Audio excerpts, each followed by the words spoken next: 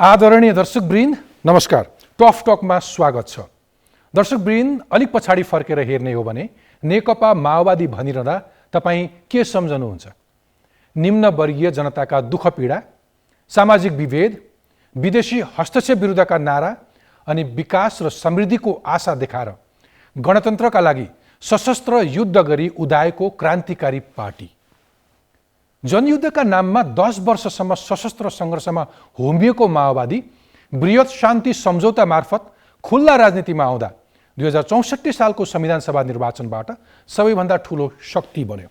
तर जब सत्तामा जोडियो त्यसपछि हेर्नुभयो भने त्यो माओवादीलाई तपाईँ कहाँ देख्नुहुन्छ? 15 वर्षको अवधिमा 3 पटक प्रधानमन्त्री सहित माओवादी 11 वर्ष त सत्तामा रह्यो। करिब त्यति नै पटक टुटफुटबाट गुज्रियो। जनयुद्धका सारथीहरू नै आज छिन्न भिन्न भइसकेका छन्। माओवादीले आफ्ना बाचा कति पुरा गर्यो, कति बिर्सियो त्यो भनिरहनु नपर्ला। परिवर्तन खोजेका जनताको सपना र आशाबाट उदाएको पार्टी आज यो अवस्थामा आइपुग्नमा को कति जिम्मेवार छ? आजको टफ टकमा 10 वर्षे सशस्त्र युद्ध र शान्ति प्रक्रियामा आएको 15 वर्षमा माओवादीको उथलपुथल पूर्ण गतिको समीक्षा गर्दैछौँ अनि आसन्न निर्वाचन, सत्ता गठबन्धनको भविष्य र पार्टीको अबको बाटोबारे पनि प्रश्न हुनेछन्। आउनुहोस्, झन्डै 35 वर्षदेखि पार्टीको कमान्डर रहँदै आउनुभएका माओवादी केन्द्रका अध्यक्ष पुष्पकमल दाहाल प्रचण्डलाई टफ टकमा स्वागत गरौँ।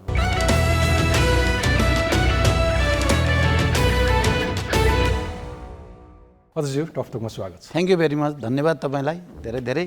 तपाईँको धेरै युनिक खालको चाहिँ यो टफ टक हुने गरेको छ। मलाई त कता कता तपाईँसँग धेरैचोटि कुरा गरेँ होला भन्न ठानेको, त यो त पहिलोचोटि हुन रहेछ। यो पनि बडा इन्ट्रेस्टिङ लागेको छ। Thank you. साह्रै धेरै धन्यवाद। तपाईँ स्टुडियोमा आइदिनु भयो। यसले एक किसिमको सन्देश पनि दिन्छ कि यो सञ्चार क्षेत्रको कति महत्त्व छ भनेर। दिनौँ जिल्ला दौडामा हुनुहुन्छ, व्यस्त पनि हुनुहुन्छ, घरमा कति समय दिन पाउनु भएको छ? सीताजीको अवस्था कस्तो छ, स्वास्थ्य अवस्था? अब मेरो सक्रियताको कुरा गर्नुहुन्छ भने अहिले मात्रै होइन, चाहिँ पोलिटिक्समा म करिब करिब पेसेवर रूपमा लागिसकेपछि मेरो होल लाइफ नै चाहिँ यस्तै सक्रियतामै बितेको छ। कुनै बेला अलिक बढी, कोही बेला अलिक कम मात्रै हो। र त्यो सक्रियता मेरो वैचारिक, राजनैतिक, मनोवैज्ञानिक र शारीरिक चाहिँ स्वास्थ्यसँग नि सम्बन्ध छ जस्तो लाग्छ। अब त हेबिट भइसक्यो। सक्रियताको चाहिँ दिन रहेन भने कता कता अप्ठ्यारो जस्तो लाग्न थाल्छ। त्यस्तो हुन्छ। अब सीताको स्वास्थ्य अब सन्चो हुने खालको त त्यो बिमार होइन, तर अहिले स्टेबलै छ, ठिकै छ। अहिले भर्खरैमा आउँदा उनको अहिले चाहिँ उज्यालो अनुहार देखिएकै छ, ठिकै छ। हामी उहाँको स्वास्थ्य लाभको काम। थ्याङ्क यू, धन्यवाद। 2063 साल मङ्सिर 5 गते विस्तृत शान्ति सम्झौता पछि सशस्त्र विद्रोह छोडेर मूलधारको राजनीतिमा आउनुभएको पनि 15 वर्ष बितेछ। कसरी समीक्षा गर्नुहुन्छ यो समय? मैले पहिलो नम्बर कुरा त मेरो चाहिँ म जति बेलादेखि पार्टीको प्रमुख लिडरसिपको रूपमा आफूले नेतृत्व गरेर नीति कार्यक्रम बनाउने कुरा भयो, मेरो अलि उतार चढाव नै छ। तपाईँले भने 63 मङ्सिर 5 गते सम्झौता भइसकेपछि यसको पृष्ठभूमिमा केही युनिक कुराहरू छन्। जनयुद्ध, 12 बुँदे समझदारी, जनयुद्ध र जनआन्दोलन संयुक्त रूपमा अगाडि बढेको छ।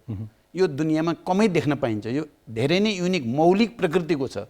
र तपाईँले र कतिपय मिडियामा साथीहरूले भन्ने गर्नुहुन्छ मूलधारको पोलिटिक्समा आएको भन्ने कुरा गर्छ, त्योसँग हामी त्यति सहमत छैनौँ, किनकि त्यो ऐतिहासिक तथ्यसँग मेल खाँदैन भन्ने हाम्रो भनाइ छ। शान्तिपूर्ण राजनीति भन्नु, शान्तिपूर्ण राजनीति ठिक छ। हामीले 12 बुँदे समझदारी हुँदै जनयुद्ध र जनआन्दोलन संयुक्त रूपले चलाउने र 7 राजनीतिक दल र तत्कालीन नेकपा माओवादीको बिचमा जे समझदारी बन्यो त्यो संविधान सभा र गणतन्त्रसम्म जाने समझदारीको साथ आएको हुनाले को कसको मूलधारमा आयो भन्ने प्रश्न ऐतिहासिक रूपले धेरै विचारणीय छ भन्ने मलाई लाग्छ। हाम्रो विचारमा हिजोका 7 राजनीतिक दल जो दलहरू जो संवैधानिक राजतन्त्र र बहुदलीय प्रजातन्त्र भन्ने गर्नुहुन्थ्यो, उहाँ सङ्घीय लोकतान्त्रिक गणतन्त्रमा आउनुभयो। राजनैतिक दृष्टिकोणले देशको राजनीति नै माओवादीको मूलधारमा आयो भन्ने हाम्रो बुझाइ हुन्छ। तर हामी फेरि शान्तिपूर्ण राजनीतिमा आएको पक्कै पनि हो। युद्धबाट शान्तिमा आएकै हो, शान्तिपूर्ण प्रतिस्पर्धालाई स्वीकार गरेकै हो। त्यसो हो भने यो बिचमा माओवादी संसदीय निर्वाचनबाट पहिलो राजनीतिक दल हुँदै आज तेस्रो दलमा आइपुग्नु चाहिँ किन? यो विश्वास गुमाउँदैछ? यो कुरा पनि धेरै नै गहिरो छ भन्ने मलाई लाग्छ। म अहिले विस्तारपूर्वक जान त सायद सम्भव हुँदैन। हामी एजेन्डा जसरी सेट भयो नि, माओवादी एजेन्डा सेट भयो, संविधान सभा, सङ्घीय लोकतान्त्रिक गणतन्त्र, समावेशी लोकतन्त्र या समानुपातिक प्रतिनिधित्व प्रणाली, धर्मनिरपेक्षता जस्ता मुद्दाहरू जो जनयुद्धको बेलामा निकै जोड दिएर हामीले इस्टाब्लिस गरेका मुद्दाहरू थिए, त्यो मुद्दामा राजनीतिक वृत्तमा आम सहमति भयो नेपालमा, त्यो धेरै ठुलो कुरा हो। त्यही कारणले 64 को निर्वाचन, त्यो संसदीय निर्वाचन थिएन, त्यो संविधान सभाको निर्वाचन थियो, त्यो सङ्घीय लोकतान्त्रिक गणतन्त्रको निम्ति हुँदै गरेको निर्वाचन थियो। त्यसकारण त्यसलाई परम्परागत ढङ्गले पुरानै निर्वाचन हो भनेर इस्टाब्लिस गर्न खोज्नु पनि कहीँ न कहीँ माओवादीले उठाएका मुद्दालाई अलिकति मिनिमाइज, कहीँ न कहीँ त्यसलाई अलिकति तल पार्ने चाहिँ उद्देश्यद्वारा प्रेरित हो कि भन्ने शङ्का हामीलाई हुने गर्छ। मैले तपाईँलाई यो आरोप होइन, मैले बुझेँ कुरा भने त्यो, तर कुरा के हो भने त्यो परिस्थितिमा स्वभावैले पार्टी हाम्रो युनिफाइड थियो, भर्खरै चाहिँ युद्धबाट शान्तिमा आएको हुनाले जनताका आकाङ्क्षा अपेक्षाहरू पनि धेरै थिए। त्यस कारण हामी देशको सबभन्दा ठुलो पार्टीको रूपमा, गणतन्त्रको पहिलो प्रधानमन्त्रीको रूपमा मैले देशको नेतृत्व गर्ने अवसर प्राप्त गरेँ। तर त्यो जनताको भरोसा र विश्वासलाई हामी माओवादीले त्यति बेला पचाउन सकिएन। मेरो अहिले एकदम आत्मसमीक्षा सधैँ पचाउन नसकेको, ओभरवेल्म्ड हुनुभयो, ओभरवेल्म भइयो। हामीले कहीँ न कहीँ मैले भन्ने गर्छु, हाम्रा साथीहरूले अलिकति धरती छोडे, कसैलाई लाग्यो प्रचण्डले यदि यो सम्झौता नगरेको भए, बाह्रमुदे नगरेको भए त जितिने पो रहेछ त, काठमाडौँ नै क्याप्चर गरिने थियो होला भने जस्तो कतिपय साथीलाई लाग्यो। यति धेरै जनताको हामीलाई भरोसा रहेछ, विश्वास रहेछ, प्रचण्डले चाहिँ वास्तवमा अलिकति राइट एङ्गलतिर गएको हुनाले भन्ने लाग्यो, कोहीलाई के लाग्यो। मेरो संक्षिप्तमा भनाइ के छ भने माओवादीको त्यो अपार जनविश्वासलाई माओवादी आफैले राम्रोसँग डाइजेस्ट गर्न सकेन भन्ने नै मलाई लाग्छ। हामीले केही त्रुटिहरू गम्भीर खालका गरियो त्यति बेला ट्याक्टिकल्ली। यो आज यो रिफ्लेक्सन चाहिँ चुनावको मुख भएका कारणले गर्दाखेरि त्यो एउटा पोलिटिकल कम्युनिकेसनको फर्म भोलि मतदाताले रिजाउन त भन्दै हुनुहुन्न नि? होइन होइन, यो मैले आज होइन, मैले केही वर्षदेखि लगातार भन्दै आएको कुरा हो।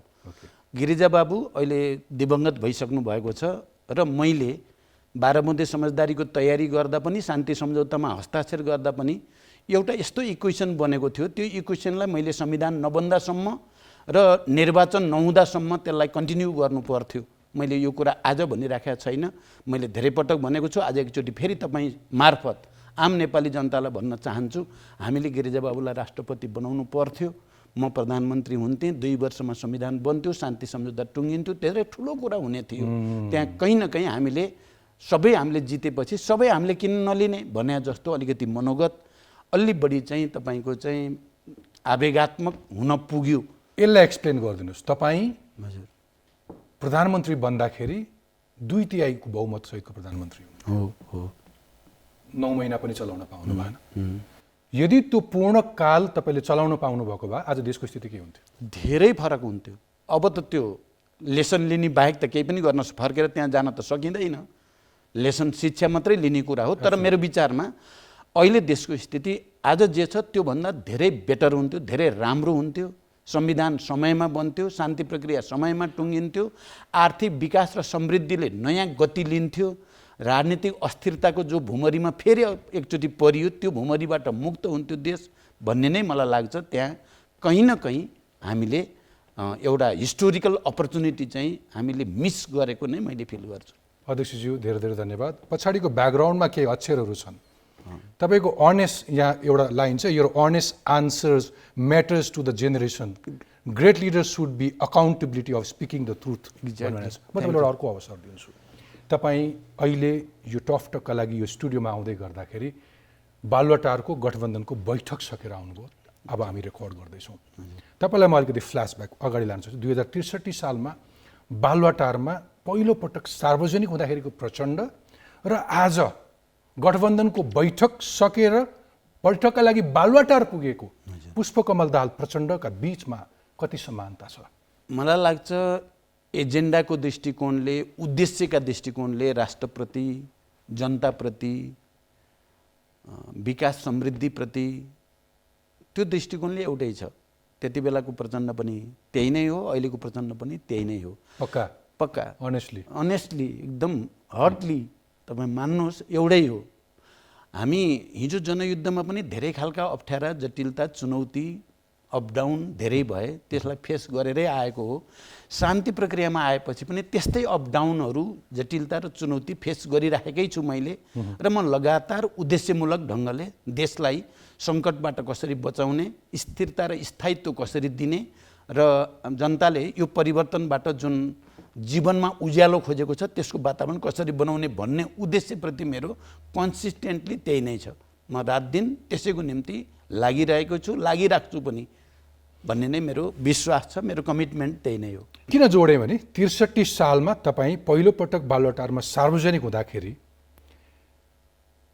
असार 2 गतेको दिन तपाईँको जुन हाउभाउ थियो त्यो ओज कस्तो थियो, म तपाईँलाई भिडियोमा देखाउँछु। ठिक छ। हाम्रो पार्टीभित्र अहिले देशैभरि म प्रशिक्षणमा हेरि पनि राखेको छु। हाम्रो कमरेड हामीलाई लाग्छ यो एउटा दार्शनिक मान्यता हुनसक्छ। 21औं शताब्दीमा नेपालबाट हामी के दिँदैछौँ दुनियाँलाई, यो मान्यताभित्रबाट गएर मात्रै हामीले यो देशलाई साँच्चै नयाँ देश, यो देशलाई साँच्चै नयाँ नेपाल बनाउने प्रक्रिया थालनी गर्न सक्छौँ। मेरो एउटा कुरा मैले छोटोमा अहिले तपाईँहरूसँग भन्न चाहने यो छ भने, दोस्रो राजनैतिक दृष्टिकोणले यही देशको निम्ति भन्ने हो भने 237 वर्ष पुरानो राज्य संरचना छ, त्यसलाई बदल्न जरुरी छ। यहाँ खाली राज्यमा पुग्ने, सत्तामा पुग्ने कुरा प्रमुख कुनै हालतमा पनि छैन। यहाँ यो संरचना बदल्ने कुरा महत्त्वपूर्ण छ। त्यसकारण हामीले भनिराखेका छौँ यो एकात्मक सामन्ती राज्य सत्ताले पुग्दैन, कारण वर्गीय, जातीय, क्षेत्रीय यो देशलाई 5 देखि 10 वर्षभित्रमा आम नेपाली जनतालाई एउटा अभियानको रूपमा विकासमा लगाउन सकिन्छ। एउटा अभियानको रूपमा चाहिँ तपाईँ हामी निर्माणमा लगाउन सकिन्छ। अध्यक्षज्यू, 5 देखि 10 वर्षमा व्यापक अभियान सञ्चालन गर्न सकिन्छ, देशमा आमूल परिवर्तन गर्न सकिन्छ भनेको आज 1.5 दशक भएछ। ठिक हो। त्यो बेलामा तपाईँसँग त्यहाँ देउबा देखिनुभयो, माधव कुमार नेपाल देखिनुभयो, हजुर। पहिलो कुरा त त्यति बेला हामी निकै ठुलो रापतापसहित थियौँ। मेरो उमेर पनि 52-53 वर्ष मात्रै थिएँ। म अहिले 67-68 वर्षतिर जाँदैछु। त्यो अन्तर त त्यहाँ स्वभावैले हुने भयो। तर म उद्देश्यप्रति, मैले अघि भने नि, उद्देश्यप्रतिको निष्ठा, राष्ट्र र जनताप्रतिको निष्ठामा मलाई फेरबदल आयो भन्ने मलाई लाग्दैन। मैले भने नि 2-3टा यस्ता ट्याक्टिकल त्रुटिहरू चाहिँ भए, जसको कारणले मैले 5-10 वर्षभित्र एउटा अभियानको रूपमा देश बनाउने जो सपना देखेको थिएँ त्यसमा मैले अघि भने एउटा त, दोस्रो जति बेला मैले 9 महिना प्रधानमन्त्री चलाएर छोड्नुपर्ने परिस्थिति बन्यो, त्यो पनि मेरो विचारमा हाम्रो त्रुटिकै कारण, हाम्रो मनोगत चाहिँ आवेगकै कारण त्यस्तो खालको स्थिति बन्यो। नबनेको भए सम्भवतः मैले त्यो दिन जसरी जनतालाई सम्बोधन गरेको थिएँ, अपिल गरेको थिएँ, त्यही प्रक्रिया धेरै सकारात्मक ढङ्गले अगाडि जान्थ्यो भन्ने मलाई लाग्छ। तपाईँ त्यतिखेर आउँदाखेरि कति रापताप मात्रै होइन, कति धेरै कन्फिडेन्स थियो भने अबको 10 वर्षमा नेपाललाई सिङ्गापुर बनाउँछु, या त सिङ्गापुर कस्तो छ भने नबुझेर हो, या त अलिक बढी महत्त्वाकांक्षा हुनुभयो कि 10 वर्षमा सिङ्गापुर बनाउँछु भनेर। 15 वर्ष बित्यो। म तपाईँलाई एउटा फाइनेन्सियल इकोनोमिक डाटा भनिदिन्छु। आज यो देशमा आयात हामी 13 खर्बको गर्छौँ, जम्मा निर्यात 1 खर्बको पनि गर्दैन। व्यापार घाटा मात्र 11 खर्बको छ। दैनिक हरियो तरकारी हामी 5 करोडभन्दा बढीको आयात गर्छौँ। कृषिजन्य वस्तु, कृषि प्रधान मुलुक भन्छौँ, 3 खर्बभन्दा बढीको गर्छौँ। उद्योगको योगदान घट्दो छ। माओवादी पार्टीले उद्योग प्रतिष्ठानहरूमा ताला लगाएको सम्झना आउँछ। 10 वर्षमा यो बिचमा फाटाफुट्टा केही उद्योगहरू खुल्यो होला, तर उत्पादन छैन। यो माया लाग्दो। श्रमकै कुरा गर्ने हो भने श्रम क्षेत्रमा दैनिक 1500 भन्दा बढी युवा मान्छे विदेशिन्छन्। 11 लाख युवा आज बेरोजगार छन्। अझ हामीसँग त देशमा कतिलाई रोजगारी दिन सक्छौँ भन्ने न कुनै हिसाब छ, न कुनै रोजगारीको कुनै तथ्य छैन। यो देख्दाखेरि र 10 वर्ष अगाडि आफूले त्यो सिङ्गापुर भनिरहँदाखेरि, भनेको कुरा सम्झाउँदाखेरि छटपट्टि हुँदैन, निन्द्रा लाग्छ? निन्द्रा नलाग्ने भएरै देशव्यापी सक्रियता तपाईँ देख्नुहुन्छ। आज बिहान मात्रै गठबन्धनमा देशको आर्थिक स्थितिबारे एउटा बृहत्तर अन्तर्क्रिया कार्यक्रम आयोजना गर्ने भन्ने निर्णय गरेर मैले प्रस्ताव राखेको छु, र यो बारेमा सबै अर्थविदहरूको पनि, राजनीतिक नेताहरूको पनि, अनि निजी क्षेत्रका चाहिँ अगुवाहरूको पनि एउटा बृहत्तर अन्तर्क्रिया गरेर देशको आजको आर्थिक स्थिति के कति कारणले हुन आइपुग्यो आउने दिनको निम्ति हामी कति ठुलो सङ्कटको अगाडि छौँ या हाम्रो स्थिति सम्हाल्न सकिने कसरी छ भन्ने बारेमा बृहत्तर छलफल गर्ने डिसिजन नै गरेर तपाईँले सायद थाहा पाइसक्नुभयो होला त्यो डिसिजन बाहिर पनि आएको छ। त्यसकारण यो कोसिस त भइ नै राखेको छ। अब हामीले एउटा कुरा संविधान बनाउन नै हामीलाई झन्डै 8-9 वर्ष लाग्यो। एउटा त त्यो कारणले पनि हामीले आर्थिक रूपले जे सपना देखेको समृद्धिको सपना त्यो ठिक ढङ्गले लागू गर्न सकिएन। त्यसको समीक्षा त हुँदैछ, समीक्षा हुँदै पनि जाला। अहिले म चाहिँ के भन्न चाहन्छु भने पहिलो पटक एज ए प्राइम मिनिस्टर मैले धेरै कुरा त सिक्नै बाँकी थियो, किनभने भर्खर युद्धबाट शान्तिमा आएको बेलामा यो प्रक्रियाभित्रका सबै अप्स एन्ड डाउन, सबै ट्विस्ट एन्ड टर्नलाई मैले आत्मसात गर्नै बाँकी थियो। मैले भन्ने गरेको छु नि, झिलिमिलीमै गयो मेरो 9 महिना त। त्यसमाथि पार्टीभित्र अन्तर्विरोध, त्यसमाथि बाहिरबाट घेराबन्दी धेरै खालका भए। मैले वास्तवमा त्यसलाई ठिक ढङ्गले आत्मसात गरेर बुझेर चाहिँ ह्यान्डल गर्नुभन्दा अगाडि नै छोड्नुपर्ने परिस्थिति बन्यो। यो कुरा धेरैचोटि मैले भनेको छु, भन्न परेन।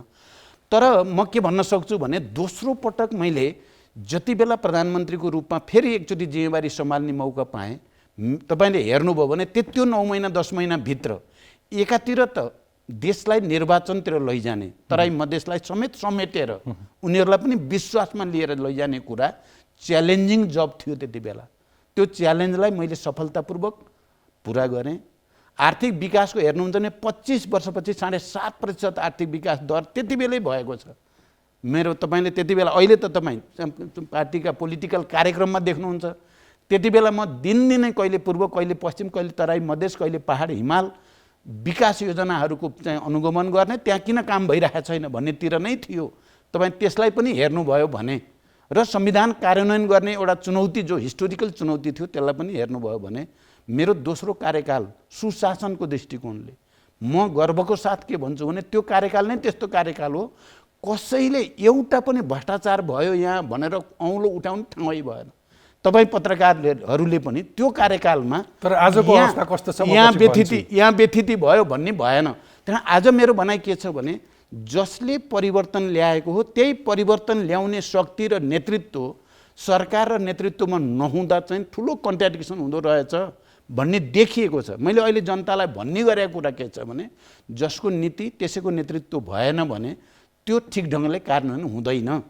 मैले दोस्रो पटक प्रधानमन्त्रीको रूपमा भूमिका खेल्दै गर्दाखेरिको स्थिति र अहिलेको स्थिति तपाईँ कम्पेरिजन गरेर हेर्नुभयो भने परिवर्तनको वाहक जो हो त्यसले अपर्च्युनिटी नपाउनु नै विडम्बना हो भन्ने मलाई लाग्छ। र त्यो किन भयो त्यसको खोजी तपाईँ पत्रकारहरूले पनि बुद्धिजीवीहरूले पनि राजनीतिले नै गर्न जरुरी छ भन्ने म ठान्छु। अध्यक्षज्यू, तपाईँ भलै 2 पटक प्रधानमन्त्री हुनुभयो होला, एक पटक 9 महिना, अर्को 10 महिना, तर गएको यो 15 वर्षमा 3 पटक तपाईँको पार्टीका मान्छे प्रधानमन्त्री भए तपाईँ सहित र सरकारमा 11 वर्षसम्म सत्तामा रह्यो।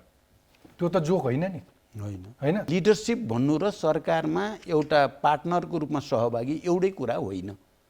देशलाई गति दिने कुरा, नीति योजना कार्यक्रमलाई प्रभावकारी बनाउने कुरा, जनताका आशा आकाङ्क्षाहरूलाई सम्बोधन गर्ने कुराको की भनेको लिडरसिप नै हो।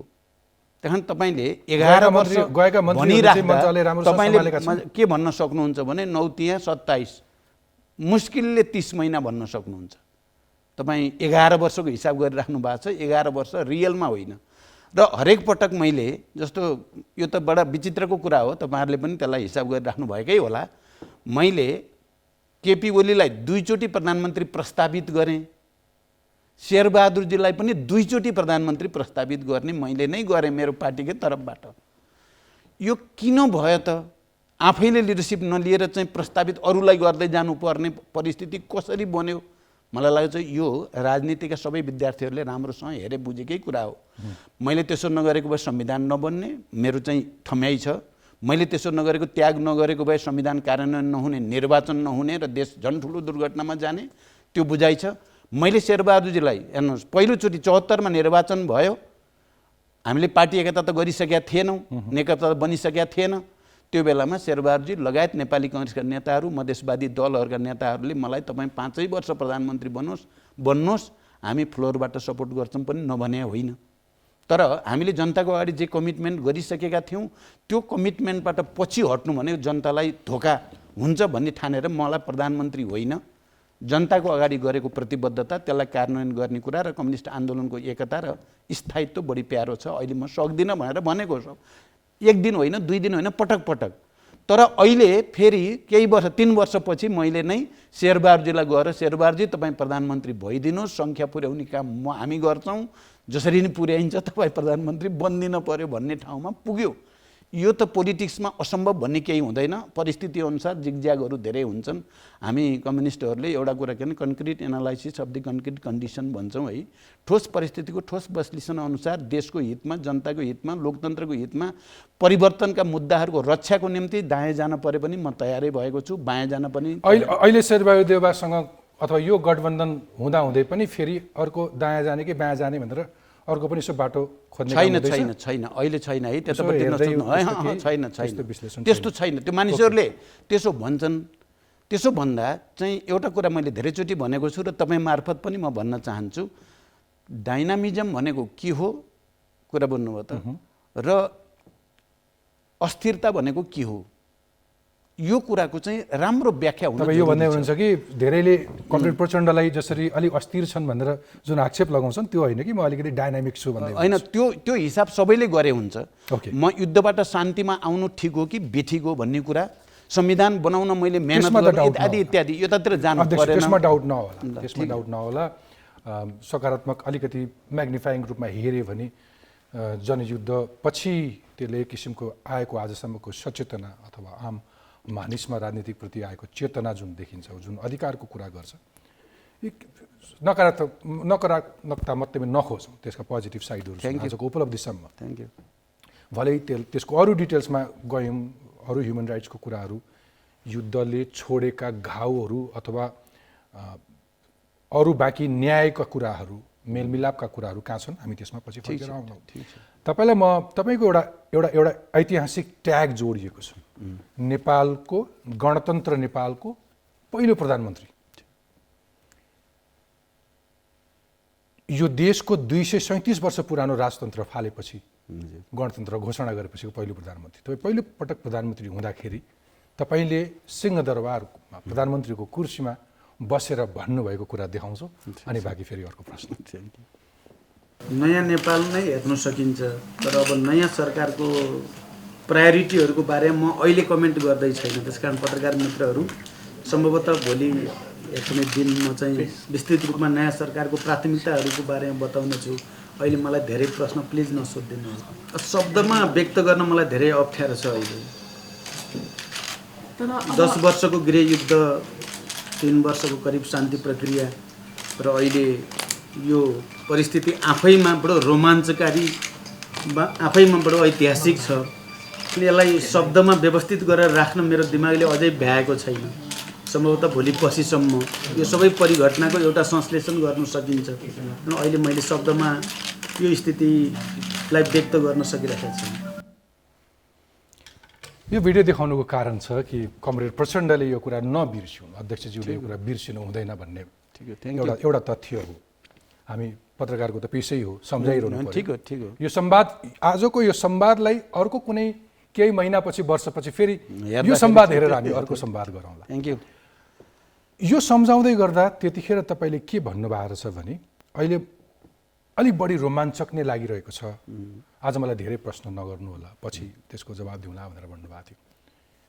त्यस बेलाको रोमाञ्चकता आज चाहिँ, आज त्यो एक्साइटमेन्ट अब हेर्नुहोस्, त्यति बेला स्वभावैले मैले एउटा शब्द अङ्ग्रेजीमा चाहिँ भन्ने गरेँ, this is just like a miracle.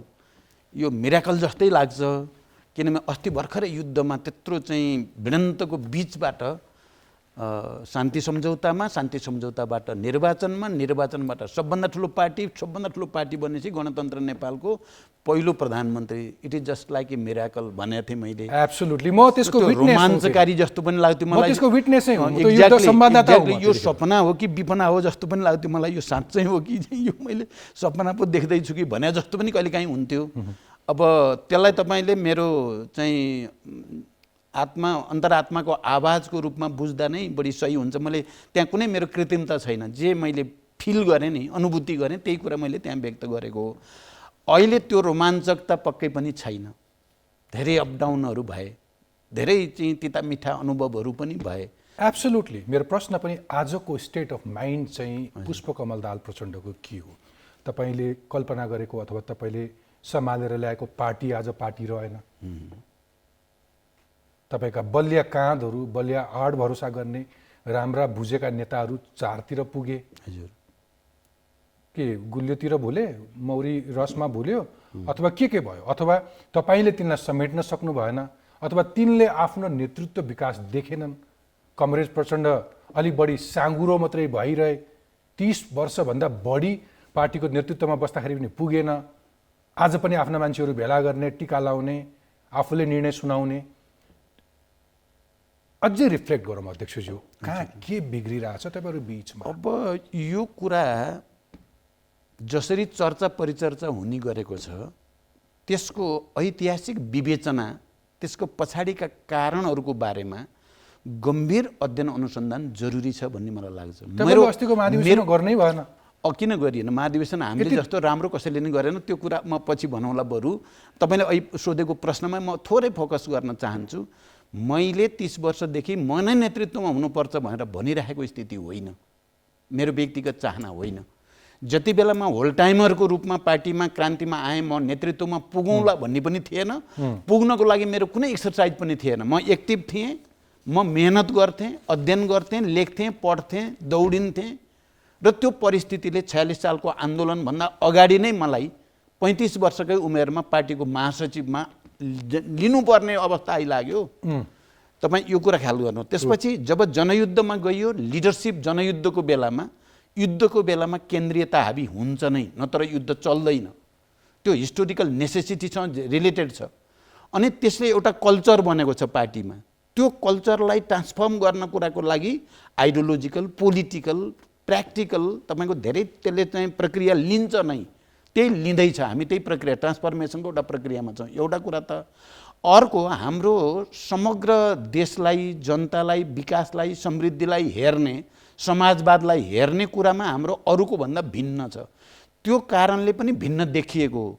यो प्रचण्डको व्यक्तिगत महत्त्वाकांक्षासँग रिलेटेड छ भनेर कसैले भन्यो भने मलाई के फिल हुन्छ, योभन्दा ममाथि अन्याय, योभन्दा ठुलो यो परिवर्तनको अपमान केही हुँदैन भन्ने लाग्छ। मैले त अहिले पनि धेरै खालका अप्ठ्याराहरू, धेरै जटिलताहरू, धेरै समस्याहरूसँग जुझ्दै पो जिम्मेवारी लिएको छु त। म बाहेक अरूले, ठिक छ, मैले अरू साथीहरू पनि तयार छैनन् भन्ने कुरा होइन, तयार छन्। तर जो साथीहरू गए भनेर तपाईँले भन्नुहुन्छ, अरूले नै भन्छन् होला, मैले नसकेको पनि, मोरल्ली त मैले नसकेको भन्ने नै अर्थ लाग्न पनि सकिन्छ। तर जो साथी गए उनीहरूले के गरिराखेका छन् जनताको लागि, राष्ट्रको लागि, यो देशमा बेला बेलामा पैदा हुने सङ्कट समाधानको लागि भन्ने कुराबाट जज गर्ने हो। इतिहासले चाहिँ मूल्याङ्कन गर्दा त परिणामलाई हेरेर मूल्याङ्कन गर्छ, कसैको इन्टेन्सनलाई हेरेर इतिहासले। तर अध्यक्षज्यूले त्यो भन्दाखेरि तथ्यहरू पनि हुन्छन्। तथ्यहरू छन् नै, तथ्यहरू छन् नै। जस्तो विकल्प खोज्नेहरू चाहिँ बाहिरिन बाध्य भए भन्ने आरोप छ नि त। अब विकल्प खोज्नेहरू होइन, एक त्यसमा दुईटा छन्। हेर्नुहोस्, आइडियोलोजिकल्ली नै एउटा ट्रेन्ड वर्ल्ड वाइड छ। त्यसलाई हामी डगमेटिजम भन्छौँ, सेक्टारियन भन्छौँ, क्लासिकल भने पनि हुन्छ। बौद्ध भिक्षु रहेछ, घन्टी बजाइराख्ने भनेको छ, घन्टी बजाएको छ, दुनियाँ कहाँ पुगिसक्यो त्यसलाई हिसाब पनि छैन। अर्थतन्त्र कहाँ पुग्यो, संसारको साइन्स टेक्नोलोजी कहाँ पुग्यो, जलवायु परिवर्तनले के ल्याइसक्यो, डिजिटलाइजेसनले के बनायो मान्छेको दिमागलाई, त्यसमा मतलब छैन। हामी कम्युनिस्ट हौँ, घन्टी बजाउने हो भन्ने एउटा छ डगमेटिजम। अर्को छ नयाँ बनाउने भन्ने नाममा बुर्जुवाहरूको अगाडि या विदेशी शक्तिहरूको अगाडि आत्मसमर्पण गर्ने ट्रेन्ड पनि वर्ल्ड वाइड छ। फेरि मैले नेपालमा मात्रै होइन, तर पार्टीभित्रको फ्याक्ट्सहरू हेरौँ, यहीँभित्रको इभिडेन्सहरू हेरौँ। तपाईँको पार्टीभित्र मोहन वैद्य किरण हुनुहुन्थ्यो, बाबुराम भट्टराई, विप्लव अथवा अरू धेरै नेताहरू आज पार्टीमा हुनुहुन्न भनेपछि त्यहीँभित्र देखिन्छ नि। अथवा तपाईँले नै विकल्प नदेखेको हो त्यस्तो पनि, अथवा कमरेड प्रचण्डले कसैलाई ग्रुमै गर्न चाहनु भएन भन्ने पनि आक्षेप छ। त्यो छ, तर त्यो म सही लाग्दैन, त्यो सत्य तथ्यसँग मेल खाँदैन। मैले बाबुराम जस्तो डाक्टरलाई भनौँ, किरणजी जस्तो वैद्यलाई 25 वर्षदेखि विप्लव जस्तो क्रान्तिकारीलाई, विप्लव त चाहिँ बिचरा जुनियर हुन् धेरै नै, तपाईँ भन्दाखेरि चाहिँ बाबुरामजी र किरणजी नै हो। उहाँहरू दुईटालाई मैले 45 सालदेखि कुरा भन्नुभयो त, शान्ति 70सँग झन्डै 69सम्म एउटै कमिटीमा राखेर तपाईँ अहिले बाबुरामजी मैले भनेको थिएँ नि त्यति बेला बिबिसीमा एउटा इन्टरभ्यूमा मैले भने कि बाबुराम जस्तो अप्ठ्यारो मान्छेलाई मैले 25 वर्षदेखि झेलेको छु, अरू कसैले लगिदिएर 1 वर्ष झेलेर देखाइदिए हुन्थ्यो भनेको थिएँ मैले। तपाईँ हेर्नुहोस् त अहिले कहाँबाट कहाँ। अब वैद्यजी बिचरा चाहिँ उहाँलाई मैले धेरै भन्नु छैन, उहाँले किताब समातेर बस्नु भएको छ सिद्धान्त। At the end of the day त्यो पार्टीभित्र एक किसिमको नेतृत्व प्रदान गर्न नसक्नु अथवा नेतृत्व ग्रुम गर्न नसक्नु फेरि अध्यक्षको पनि कमजोरी चाहिँ हुन्छ। नेतृत्व ग्रुम भएको छ भन्ने मेरो छ। अहिले पनि लिडरसिपको हिसाबले हेर्नु छ भने यङ्गर जेनेरेसनबाट सयौँको सङ्ख्यामा सक्षम नेताहरूको टिम छ मसँग। अहिले तपाईँहरूले जतिसुकै किरण बाबुरामजी भनेर गए विप्लव भने पनि माओवादीको मूलधार भनेको यही नै छ। कार्यकर्ताहरूको मोर देन 90% पङ्क्ति यही नै छ। सर, जनताले हेर्दा पनि हेर्ने माओवादी अल तपाईँले भनेको तथ्य मिल्दैन। किनभने पहिलो संविधान सभाको चुनाव अघि तपाईँहरू 330 सदस्य अन्तरिम व्यवस्थापिकामा माओवादीले ल्याए जम्मा 83 सिट तथ्य राखेर कुरा गर्छु सर। 64 सालमा सम्पन्न पहिलो संविधान सभाको चुनावमा 120 प्रत्यक्षतर्फ जितेर पहिलो दल बन्यो तपाईँहरूको पार्टी। 2070 सालको दोस्रो संविधान सभाको चुनावमा 80 सिटमा खुम्च्यो नेकपा माओवादी। 2074 सालमा भएको निर्वाचनमा प्रतिनिधि सभातर्फ जम्मा 53, राष्ट्रिय सभातर्फ जम्मा 12 सिटमा चित्त बुझाउनु पर्यो माओवादीले, त्यो पनि गठबन्धन गरेर। ठिक हो। अनि तपाईँ यो भन्न सक्नुहुन्छ त पाठकजी, अरूले चाहिँ त्योभन्दा बढी ल्याए या हाराहारी ल्याए, वैद्यजी गएर यति ल्याए, बाबुराम गएर उति ल्याए भनेर तथ्याङ्क दिन सक्नुहुन्छ? माओवादीको मूलधार त फेरि पनि यही रहिराख्यो नि त। नो सर, पार्टी सग्लो भएको भए कुरा अर्को हुँदैन। अर्को हुन्थ्यो। मैले त अघि सुरुमै तपाईँको प्रश्नको उत्तरमा भने नि मैले केही त्रुटि हामीले पनि गरियो, अलिकति मनोगत भयो, धरती छोडियो, पचाउन सकिएन, अनि विभाजन पनि भयो। त्यसले मनोविज्ञान जनताको जो अपार अपेक्षा थियो त्यो पुरा नभएपछि जनतामा फ्रस्ट्रेसन पनि गयो। त्यो कुरा त मैले स्वीकारिसकेँ नि सुरुमै। तर मलाई अहिले पनि के लाग्छ भने म एज ए पार्टीको चेयरम्यान, हिजो जनयुद्धको कमान्डर, अहिले संविधान निर्माण या शान्ति सम्झौता या संविधान कार्यान्वयनको पनि प्रमुख लिडरको हैसियतले मलाई चाहिँ के फिल हुन्छ भने चाहे विप्लवजी जहाँसुकै हुनुहोस्, किरणजी जहाँसुकै हुनुहोस्, बाबुरामजी जहाँसुकै हुनुहोस्, सबैको चाहिँ भारी मैले बोकेको छु र उहाँहरू आरामसँग हिँड्न पाउनु भएको छ भन्ने लाग्छ मलाई। अनि त्यो पछि हुँदा त्यो नेकपा माओवादी आफूले जन्माएको पार्टी यति भारी भयो, अब त्यसलाई जोगाउन कि अनि नेकपा एमालेसँग एकता गर्नुपर्ने स्थिति आयो पार्टी बचाउनलाई 2075 साल जेठ 3 गते। त्यो पनि होइन, त्यो पनि पुरै तथ्यसँग मेल खाँदैन। पार्टी बचाउनलाई होइन, तपाईँले यसलाई किन यसरी हेर्नुहुन्न? देशमा संविधान बनेपछि पनि अस्थिरता नहोस् भन्ने उद्देश्यको निम्ति सम्भावित मिल्न सक्ने शक्तिहरू मिलाएर एउटा नयाँ सपनासहित जनतालाई र राष्ट्रलाई अर्को बाटोतिर हिँडाउन गरेको एकता किन भन्नुहुन्न? तपाईँ त्यतापट्टिबाट किन हेर्नुहुन्न? प्रचण्डले फेरि एकचोटि नयाँ भिजनको साथ राजनीतिक स्थायित्वको निम्ति, विकास र समृद्धिको निम्ति जोखिम उठाएको किन भन्नुहुन्न? जसरी हिजो शान्ति प्रक्रिया टुङ्ग्याउनको लागि सेना समायोजन र हतियार व्यवस्थापनको कुरा चान्चु नै थिएन, त्यो भयानक जटिल कुरा थियो। त्यस्तो जटिल कुरा आउट अफ द वे गएर आजको रातमा नै सेना समायोजन हुनुपर्छ भन्ने मान्छेलाई तपाईँ त्यो पार्टबाट किन हेर्नु हेरेको छैन? अहिले पनि पिस प्रोसेसमा आउँदै गर्दाखेरि त्यो वारबाट आएको नेकपा माओवादी पिस प्रोसेसमा आउँदाखेरि कुन कुन ठाउँमा कसरी तपाईँको दलले बार्गेन गर्यो राज्यसँग, त्यो अर्को पक्षमा। युद्धमा केही रणनीतिहरू हुन्छन्, तर पिस प्रोसेसलाई एउटा लजिकल एन्डमा तपाईँहरूले अप्नाएको धैर्यता संयमतालाई त एप्रिसिएट गर्छ नागरिक समाजले। भलै त्यस पछाडि युद्धका चोटहरू अघि मैले भने कति सम्बोधन भए, बेपत्ता छानबिन आयो, सत्य निरूपण लगायतका संस्थाले कसरी काम गरे, म त्यसमा आउँछु नै, त्यसमा डाउट छैन। तर मैले कहाँनिर जोड्दैछु भने होइन भने त्यो एक्सपेरिमेन्टका लागि तपाईँ नेकपा एमालेसँग केपी प्रसाद, खड्ग प्रसाद ओली, केपी शर्मा ओलीसँग तपाईँ किन जानु? एउटा एङ्गल त त्यो हो पाठकजी है। म अर्को एङ्गल भन्छु। एब्सोल्युटली माने केपी ओली जस्तोलाई पनि माओवादी जनयुद्धकै कारण नेपालमा सङ्घीय लोकतान्त्रिक गणतन्त्र आएको हो।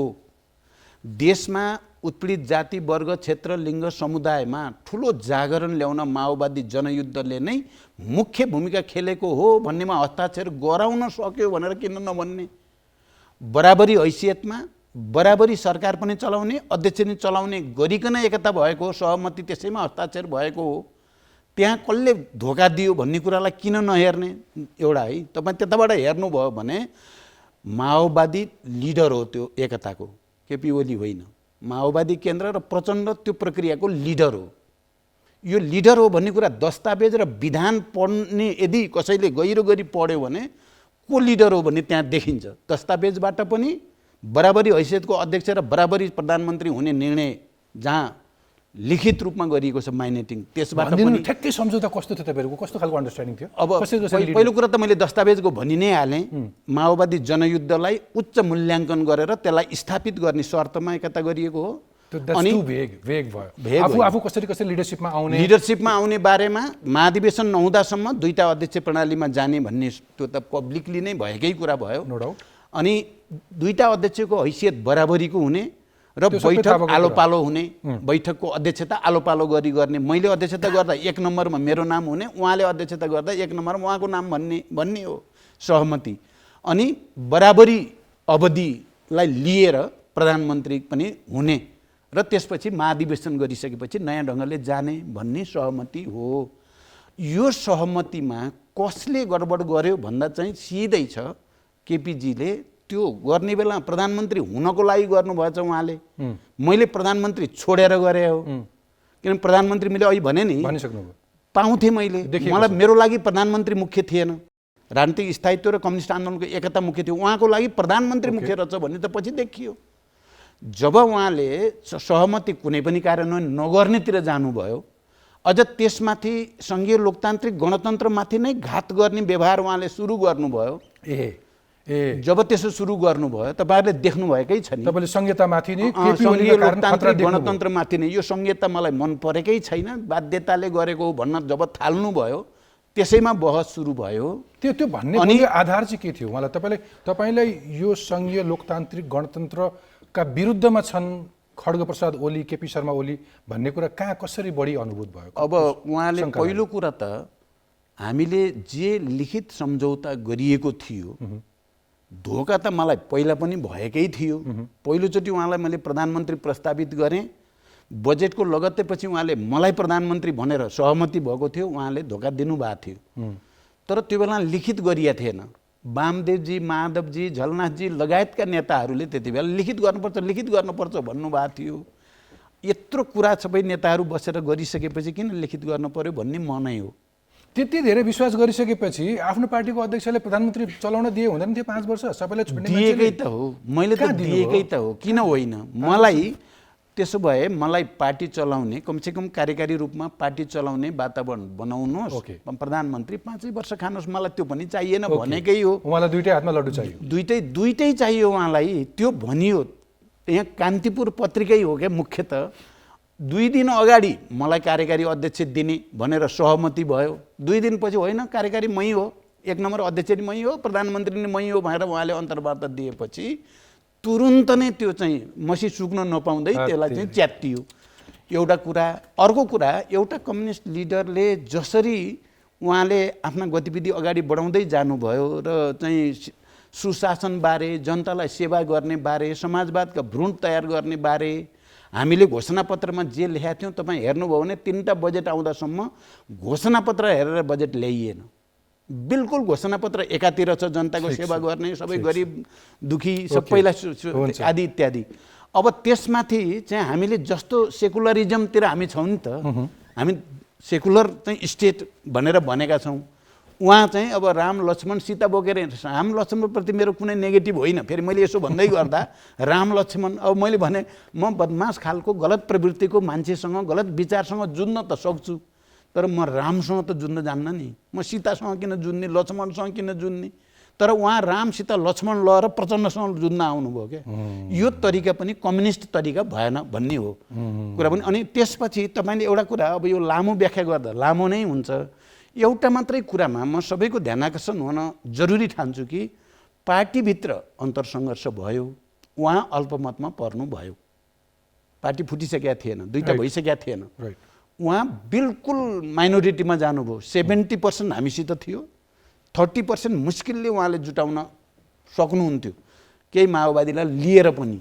उहाँको भाषामा चाहिँ तपाईँले एउटा आरोप पत्र लगेर दर्ज गर्नुभयो है। अब त्यो भनेको त्यो आरोपपत्र जे भन्नुहुन्छ त्यसको पक्षमा केन्द्रीय समितिको 70% त्यो आरोप होइन, यो सही हो। केपीजीको प्रवृत्ति कम्युनिस्ट विरोधी छ, मार्क्सवाद विरोधी छ, समाजवाद विरोधी छ, संविधान विरोधी छ र उहाँको आचार विचार सम्पूर्ण रूपले निरङ्कुशतातिर जाँदैछ भन्ने आरोप भन्नुभएको छ उहाँले। आरोप होइन, त्यो तथ्य हो भन्ने हाम्रो छ। त्यो सबैलाई हिसाब गरेर यसलाई यहाँ एकछिनमा राखेर यही बेसिसमा तपाईँले मैले अर्को प्रश्न सोधेँ कि त्यो नेकपा एमालेसँग आउने चुनावमा तपाईँहरूको गठबन्धन अथवा कुनै रणनीतिक साझेदारीको सम्भावना पनि देखाउँदै हुनुहुन्छ। त्यो चाहिँ प्रधानमन्त्री शेरबहादुर देउवालाई ब्ल्याकमेलिङ मात्रै हो कि सम्भावना छ?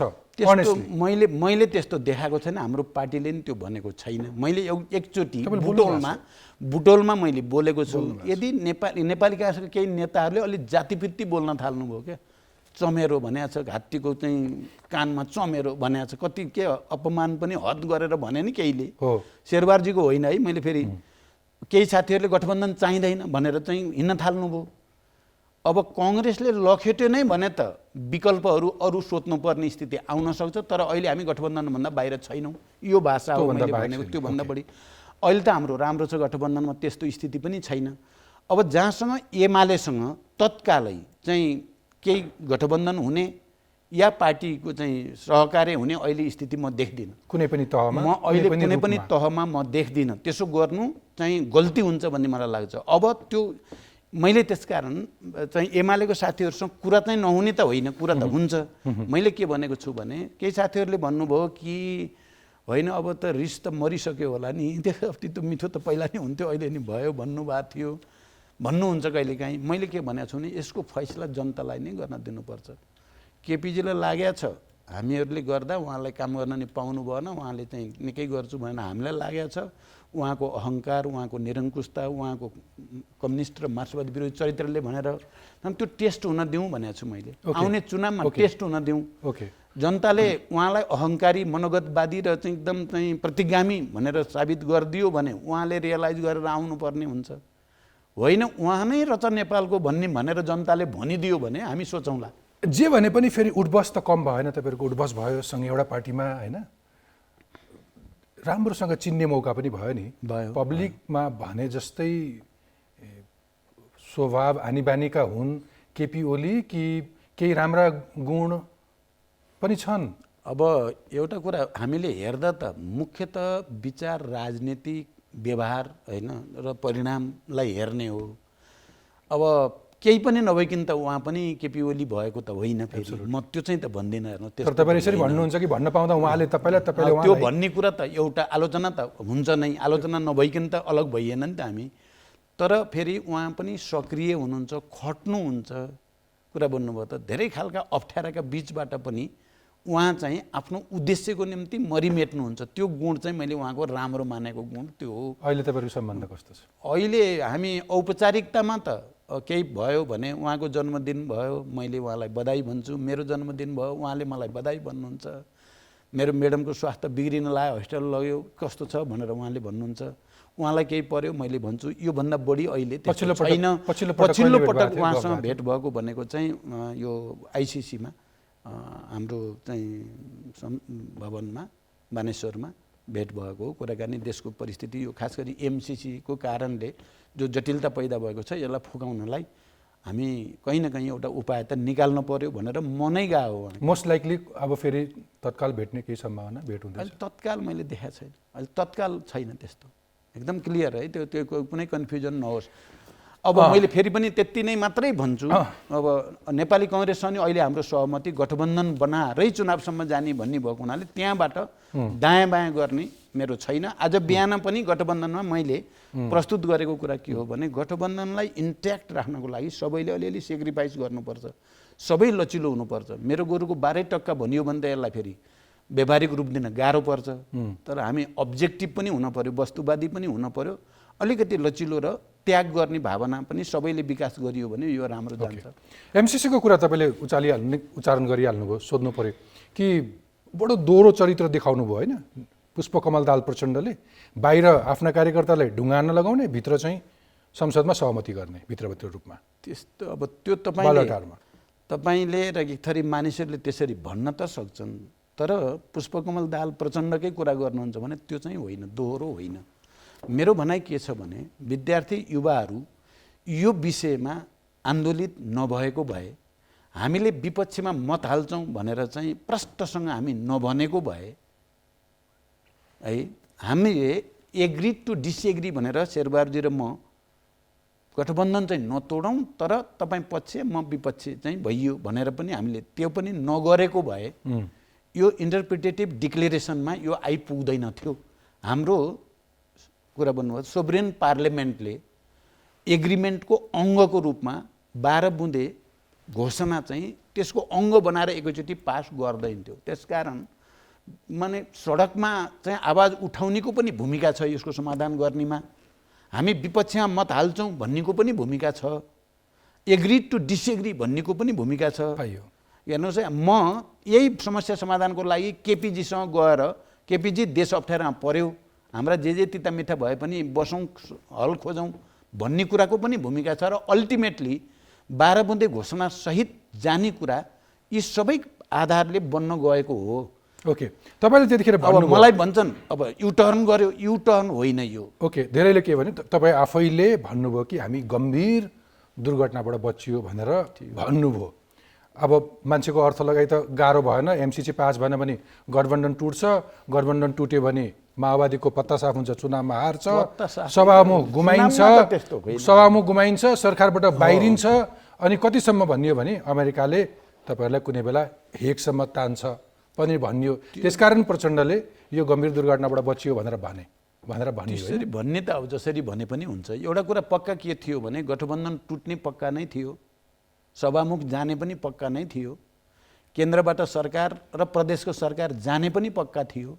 ल त्यसमा अरूले भनेको नमानौँ, तर मैले पार्टी कमिटीमा भनेको जस्ताको तस्तै म आम नेपाली जनतालाई भन्न चाहन्छु, स्थिति धेरै गम्भीर छ। मैले अरू सबै कुराको निम्ति म झेल्न तयार, तर पिस प्रोसेस टुङ्गिएको छैन।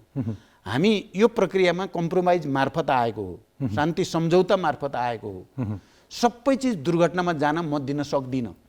मेरो अन्तरात्माको आवाजले भनेको छ कि कहीँ हामीले टेक्ने सानो पनि आधार पाइयो भने त्यो आधार टेकेर यो सबै बचाउनु बुद्धिमानी हुन्छ। दुर्घटना भए जाओस् भनेर भन्नु त्यो कहीँ पनि बुद्धिमानी र विवेकसङ्गत कुरा हुँदैन भनेको थिएँ र त्यही कुरालाई पार्टीले आखिर पास गरेको थियो।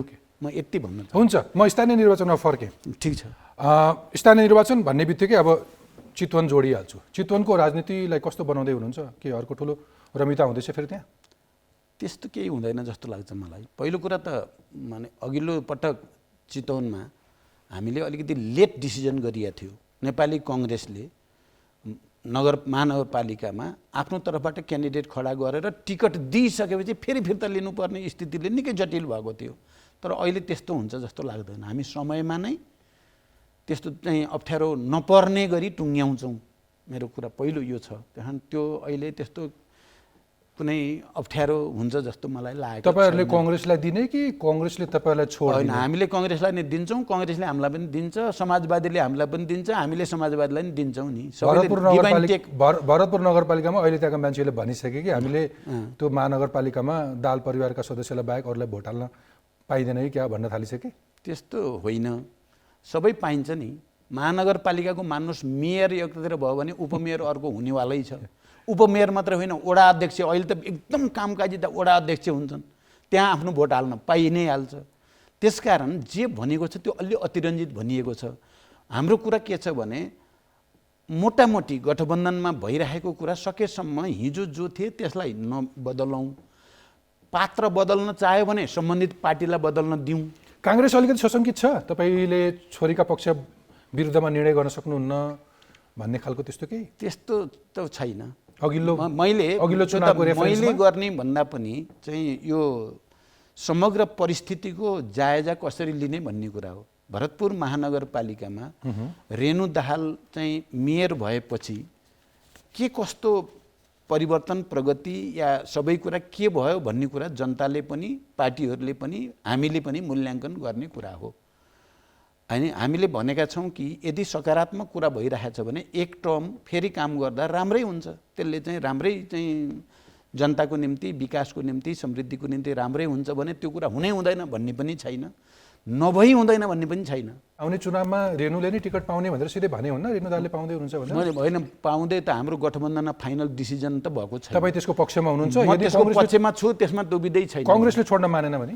मानेन भने कुनै न कुनै उपाय निकाल्नु पर्ला। मलाई कङ्ग्रेसले मान्छ भन्ने लाग्छ। अघिल्लो निर्वाचनमा जस्तै त्यस्तो होइन, कङ्ग्रेससँग चुनावमा जाने भन्नुभयो, पछि वामसँग जानु। त्यस्तो हुँदैन अहिले, त्यस्तो हुँदैन अहिले, त्यस्तो हुँदैन। मतपत्र च्यातिँदैन अहिले, त्यस्तो हुँदैन। मतपत्र च्यात्नेको कथा अर्कै छ, अब त्यो चाहिँ अहिले त्यतातिर बढी नजाउँ। अहिले त्यस्तो हुँदैन। मैले भने कङ्ग्रेससँग कुरा मिलेरै जान्छ, मिलाएरै जानुपर्ने हुन्छ। ओके, ठिक छ। के छ यो पालिको तपाईँहरूको कुनै स्टडी छ? 753 तहमध्ये तपाईँहरूले कति स्थानमा जित्दै हुनुहुन्छ? अब पहिलाको भन्दा हेरफेर हुन्छ अहिले भन्ने छ हाम्रो। होइन, पहिलाको भन्दा हेरफेर हुन्छ, कङ्ग्रेसको बढ्छ स्वभावैले। कङ्ग्रेस सायद अलि बढी नै जान्छ कङ्ग्रेसको। हाम्रो कोसिस छ हामी दोस्रोमा आउँ भन्ने छ, हामी दोस्रोमा आउँछौँ भन्ने नै लागेको छ हामीलाई। त्यसो गर्दा हाम्रो चाहिँ साथीहरूले अहिले मैले एउटा टिमलाई लगाइराखेको छु। समग्र हिजोको तथ्याङ्क हामी जितेको 116 पालिका, अनि दोस्रो भएको चाहिँ समथिङ धेरै नै छ हाम्रो, 80-85मा दोस्रो छ हाम्रो। त्यो सबै जोड्दा 200+ चाहिँ हामी आउँछौँ भन्ने नै छ हाम्रो अहिलेसम्मको। तर त्यसका लागि एजेन्डा चाहिन्छ नि। अघि अलिकति रिफ्लेक्ट गऱ्यौँ भने प्रारम्भमा हामीले भन्यौँ कि जसरी एउटा माओवादी उदायो अथवा त्यसको उदय भयो, जसरी त्यसले एक किसिमको इम्प्रेसन दियो, आज जसरी त्यो तेस्रो स्थानमा झर्दैछ, अब अगाडिका बाचाहरू नि पुरा भएको छैनन्। हजुर, अहिले त्यसो भएर हामीले के भनेका छौँ भने जनताको अगाडि गएर हाम्रा शहीद परिवार, बेपत्ता योद्धाका परिवार, घाइते अपाङ्ग, हिजो हामीलाई दुःखमा साथ दिएका जनता सबैमा गएर हामीले अलिकति आत्मसमीक्षा गर्नुपर्छ। हामी कहीँ न कहीँ हामीबाट पनि त्रुटि भएको छ। हामी हाम्रा एजेन्डा हामीले जसरी भनेका थियौँ, गरिब मजदुर किसानहरूको हक हितका कुरा, उनीहरूको समृद्धिको कुरा, सबै उत्पीडित वर्ग, जाति, क्षेत्र, लिङ्ग, समुदायको अधिकारको कुरा, उनीहरूको मुक्तिको कुरा, समाजवादको भ्रूण जगैदेखि बसाउने उत्पादन वृद्धि अभियान। अहिले हाम्रो मुख्यतः उत्पादन वृद्धि गर्ने सहकारी मार्फत, निजी सहकारी र सार्वजनिक क्षेत्रको सहकार्य जो भनेको छ त्यसको भ्रूण हामी जगैबाट बनाउँछौँ, बनाइ छाड्छौँ, हामीले मात्रै बनाउँछौँ भन्ने कुरा हामीले आत्मसमीक्षासहित जनतामा जाने भनेका छौँ। र हामीले यो पनि भनेका छौँ कि जति पालिकाहरू छन् नेपालमा, अहिले सरकारकै समितिले गरेको मूल्याङ्कनमा नि माओवादीका नै सर्वश्रेष्ठ पालिका साबित भएका छन्। यो तथ्यलाई पनि हेर्न पर्यो। महानगरपालिका जनतालाई छोडिदिउँ, जनतालाई छोडिदिउँ। तर त्योभन्दा बाहेक अर्को महत्त्वपूर्ण मुद्दा कि युद्धको क्रममा जे जति बेपत्ता भए नागरिकहरू, तपाईँको पक्ष अथवा जुनसुकै पक्ष, युद्धरत पक्ष, सत्यनिरूपण तथा मेलमिलाप सम्बन्धी मुद्दा, यी विषयमा कहिले पनि टुङ्गो लगाउन तपाईँहरूले चासै दिनु भएन। यसो कुरा गरे जस्तो गरिन्छ, तर उच्च नेतृत्वले नै चासो देखाएन, गम्भीर भएन भनेर भनिएको छ।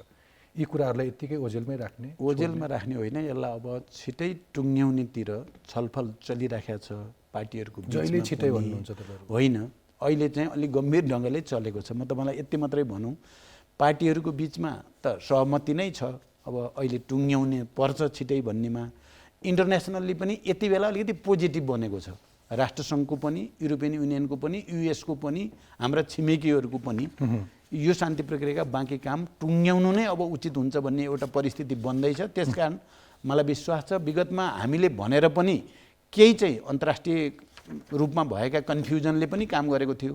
अहिले त्यो कन्फ्युजनहरू बिस्तारै हल भएको हुनाले अब चाहिँ समाधान हुन्छ भन्ने मलाई लाग्छ। आफ्नै पार्टीमै त्यो शहीदहरू थिए अथवा बेपत्ताहरू थिए, जनयुद्धका लडाकुहरू थिए, तिनलाई नै स्वयं पार्टीले उपयुक्त सम्बोधन गरेन भन्ने ठुलो आक्षेप त बेहोर्दो हुन्छ तपाईँ आज पनि। अब त्यो एक थरी मान्छेहरूले भेस्टेड इन्ट्रेस्टको लागि भन्ने गरेका छन्। हो र? जनयुद्धको हो र, तिनले सुनिरहन्छन्, तिनले प्रोग्राम हेर्छन् अध्यक्षज्यू। किनभने मैले जनमुक्ति सेनाका हिजोका योद्धाहरूको म सुप्रिम कमान्डर, राइट,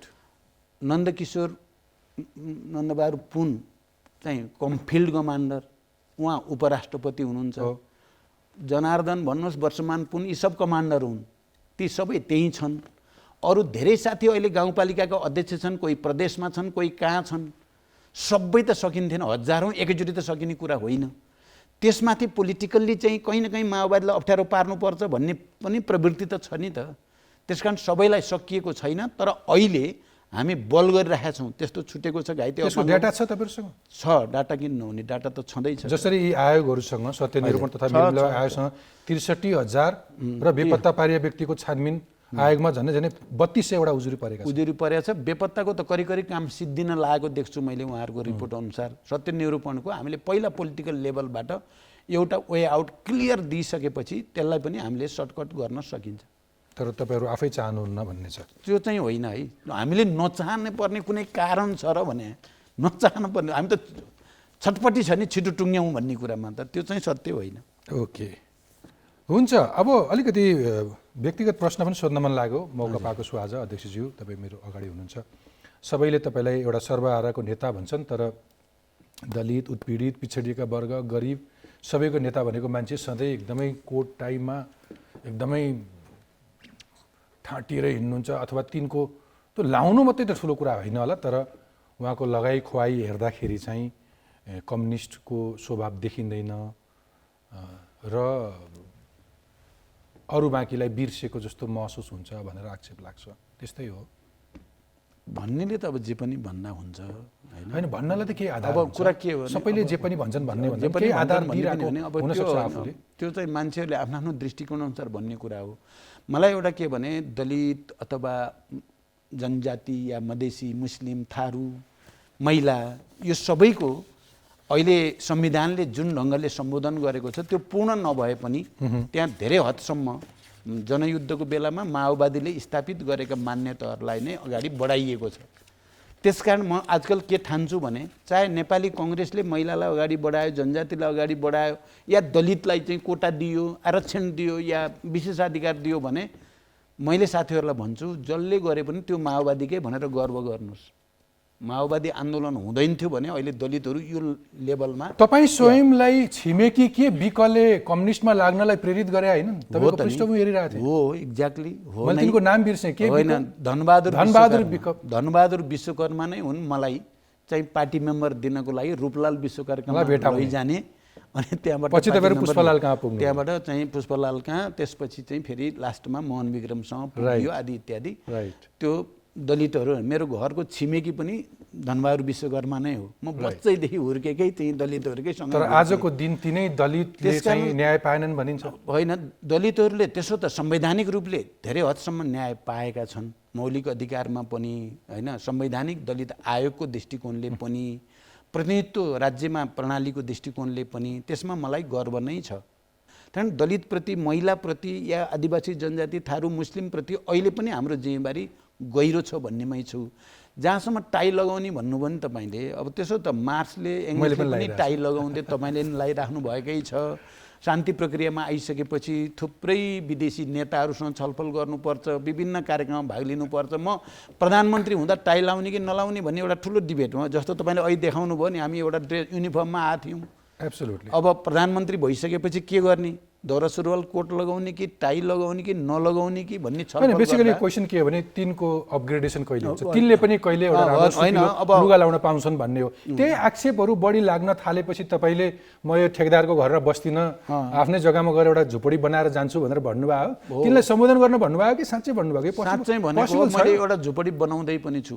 बुवाको अंशबाट पाएको ठाउँमा चितवनमा घर एउटा सानो बनाउँदै पनि छु। बस्नकै लागि नै बनाउँदै? बस्नकै लागि नै बनाउँदैछु मैले। आउने जानेको लागि पाहुना कोठा पनि बनाउनु होला? अब त्यो त भइहाल्छ, तपाईँ आउनु होला, स्वागत छ, हुन्छ नै त्यस्तो है। मैले त्यहाँ पनि गर्दैछु। मैले त्यति बेला मैले एउटा के अरे मेरो एउटा मान्यताभित्रबाट हो। जस्तो मैले कालो टोपी लाउँछु या ढाका टोपी पनि लाउँछु, टोपी लाउँछु, टाई लाउने गरेको छु मैले औपचारिक उसमा। सधैँ लाउँछु भन्ने त होइन। तर मेरो त्यहाँ के छ भने इन्टरनेसनल र नेसनलको फ्युजन भन्ने छ मेरो बुझाइ चाहिँ। टोपी नेपाल छ, टाई चाहिँ इन्टरनेसनल छ। त्यसकारण यो एउटा मेरो दृष्टिकोण होइन। हालसालै एमाले अध्यक्ष केपी शर्मा ओलीले के भन्नुभयो भने यदि पुष्पकमल दाहाल प्रचण्ड कम्युनिस्ट हुन् भने म कम्युनिस्ट होइन, यदि म कम्युनिस्ट हो भने उनी कम्युनिस्ट हुन सक्दैनन् भनेर भन्नुभयो। कता के इङ्गित गर्दै हुनुहुन्छ उहाँले तपाईँलाई? उहाँले व्यङ्ग गरे हो। उहाँको शैली भनेको मजाक गर्ने, व्यङ्ग गर्ने, हँसाउने, मान्छेलाई अलिकति चाहिँ चटक देखाउने, यो त उहाँको विशेषता हो। तपाईँहरू दुवैजना कम्युनिस्ट कि दुवैजना कम्युनिस्ट रहनु भएन त्यसो? अब मैले त म आफू कम्युनिस्ट उद्देश्यप्रति अहिले पनि समर्पित छु, निष्ठावान छु, मार्क्सवादप्रति भन्ने छ। उहाँ चाहिँ बिल्कुल कम्युनिस्ट होइन भन्ने छ मलाई। ए ओके। उहाँ हुनुहुँदो रहेछ भन्ने उहाँको व्यवहारले देखाउनु भयो भन्ने छ, मैले भन्ने मात्रै होइन। ती दुई मध्ये तपाईँ बढी कम्युनिस्ट। ओके, हुन्छ। जीवनमा केही गल्ती गरे, भुल गरे, अघि तपाईँले भन्नुभयो लाइफमा यो हामीले केही गल्ती भयौँ गिरिजाप्रसाद कोइरालालाई राष्ट्रपति नबनाउनु अथवा रुखमागत कटुवालाई हटाउनु हुने यी केही गल्तीहरू थिए भनेर भन्दै गर्दा अरू पनि केही गल्तीहरू अब अहिले भर्खरै 8औं राष्ट्रिय महाधिवेशनमा पनि मैले अलिकति निर्ममतापूर्वक नै आत्मसमीक्षा गरेको छु। राइट। शान्ति सम्झौतामा हस्ताक्षर गर्नु अगाडि केन्द्रीय समितिमा या एउटा राष्ट्रिय सम्मेलन गरेर पुरै पार्टीलाई ल है अब हाम्रो बाटो यो भयो भनेर लिएर गएको भए सायद पार्टी पछि विभाजित हुँदैन थियो कि मैले चाहिँ त्यहाँ मेरो चाहिँ सोल अथोरिटी यति बलियो थियो कि माओवादीको प्रचण्ड प्रचण्डले भनेपछि सब भयो भने जस्तो भयो। मैले त्यसलाई चाहिँ ओभर कन्फिडेन्स जस्तो लिएँ र त्यो हस्ताक्षर गर्ने बेला केन्द्रीय समितिको बैठकसम्म नबसी गर्नु पनि त्यो प्रक्रियागत त्रुटि भयो भनेको छु मैले।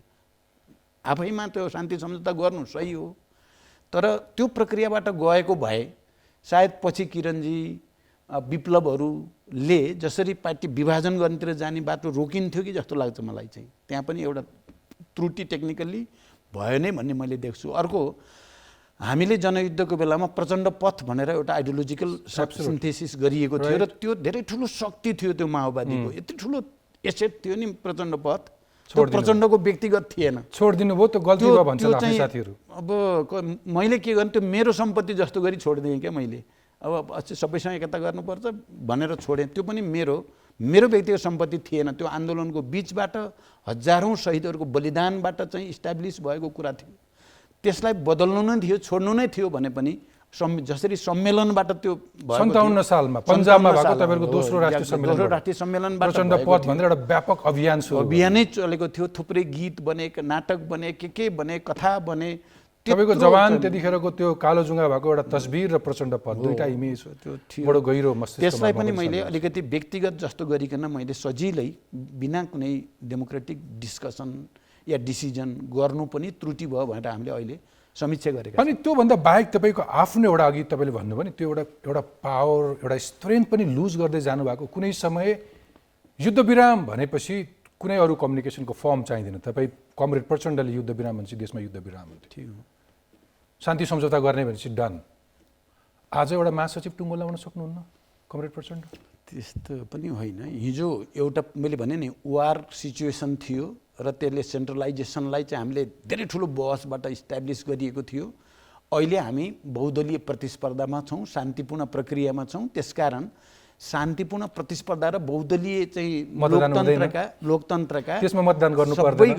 हामीले मतदान त गरेकै छौँ। तपाईँले देख्नुभयो भने अहिले पनि हामीले 7वटा प्रदेशमध्ये 4वटा प्रदेशमा मतदानबाटै टुङ्ग्यायौँ हामी। युद्धको पृष्ठभूमिबाट आउनुभएको, भलै तपाईँले बैठकमा बुद्धको तस्बिर राख्नुहुन्छ, म यो हिंसा चाहन्नथेँ भनेर भन्नुहुन्छ। यो राउन्डको नाम चाहिँ ऱ्यापिड फायर, बेसिकली यो एन्टरटेनमेन्ट प्रोग्राममा हुन्छ, तर ऱ्यापिड फायर यसको लिटरली मिनिङ हेऱ्यो भने फटाफट गोली चलाउने हो, सुट गर्ने हो। तर यहाँ चाहिँ त्योभन्दा पनि फटाफट प्रश्न झर्न नपाइकन अध्यक्षज्यूले जवाब दिनु पर्यो एक शब्दमा। पुष्पकमल दाहाल कि प्रचण्ड? प्रचण्ड। शेरबहादुर देउवा कि केपी ओली? शेरबहादुर देउवा। केपी ओली नायक कि खलनायक? खलनायक। एक शब्दमा शेरबहादुर देउवा? बडो व्यवहार कुशल नेता। बाबुराम भट्टराई? अलि व्यक्तिवादी। झलनाथ खनाल? सैद्धान्तिक तर अलि बढी क्लासिकल। माधव कुमार नेपाल? बढी व्यवहारिकता हेर्ने, पोलिटिकल विषयलाई कम ध्यान दिने। महन्त ठाकुर? उहाँ अहिले त्यति धेरै चर्चा गर्न लायक मैले ठान्दिनँ। अनि तपाईँको पार्टीका नेता नारायण काजी श्रेष्ठ?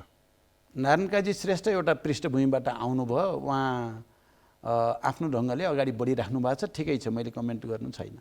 माओवादी टुटफुट नभएको भए आज तपाईँ पछि अध्यक्ष कसलाई बनाउनुहुन्थ्यो? बाबुराम भट्टराई, मोहन वैद्य, बादल वा नेत्र विक्रम चन्द? किरणजी अलग भइसक्नु भएको थियो। मैले बाबुराम भट्टराईलाई तपाईँ अध्यक्ष हुनुहोस् भनेर प्रस्तावै गरेको थिएँ। तपाईँको पहिलो नम्बरको रोजाइ वर्षमान पुन कि जनार्दन शर्मा? यी दुईटा चाहिँ दुईटा आफ्ना अलग अलग विशेषता छन्। मैले दुईटालाई समान रूपले नै हेरिराखेको छु। भोलि फेरि निर्वाचन मार्फत शक्ति आर्जन गर्नुभयो भने तपाईँ प्रधानमन्त्री बन्ने कि राष्ट्रपति?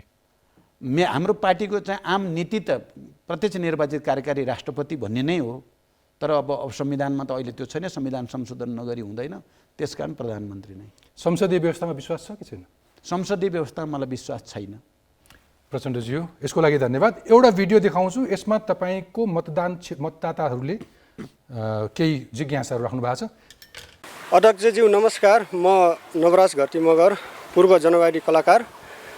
हजुरलाई समस्या पर्या बेलामा, दुःख पर्या बेलामा, कष्ट पर्या बेलामा रोल्पाली जनताहरूलाई सम्झिनुहुन्छ, माया गरे जस्तै गर्नुहुन्छ।